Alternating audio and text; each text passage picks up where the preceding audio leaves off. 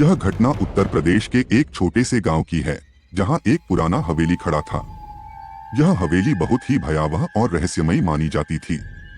गांव के लोग कहते थे कि इस हवेली में आत्माओं का वास है और रात के समय वहां से अजीब अजीब आवाजें आती थीं। हवेली का मालिक ठाकुर साहब अपने परिवार के साथ इस हवेली में रहते थे। ठाकुर साहब के परिवार में उनकी पत्नी, 2 बेटियां और 1 बेटा था। एक रात जब पूरा गांव सो रहा था, ठाकुर साहब के बेटे ने हवेली के एक कमरे से रोने की आवाज सुनी।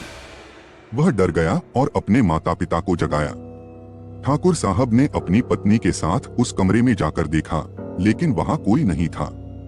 वे सोचने लगे कि शायद यह उनका भ्रम था। लेकिन अगले दिन रात को फिर वही आवाजें आने लगी। इस बार आवाजें और भी जोरदार थीं। ठाकुर साहब ने सोचा कि यह कोई बुरी आत्मा है जो उन्हें परेशान कर रही है। उन्होंने गांव के एक पंडित को बुलाया।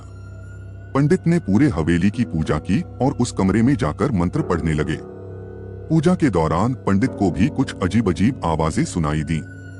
पंडित ने बताया कि यह हवेली एक पुरानी आत्मा के कब्जे में है, जिसे शांत करने के लिए विशेष पूजा करनी होगी। अगले दिन पंडित ने बड़ी पूजा का आयोजन किया और पूरे गांव को बुलाया। पूजा के दौरान हवेली के उसी कमरे से तेज चीखने की आवाज आई और दरवाजे अपने आप खुलने बंद होने लगे। सभी लोग बहुत डर गए।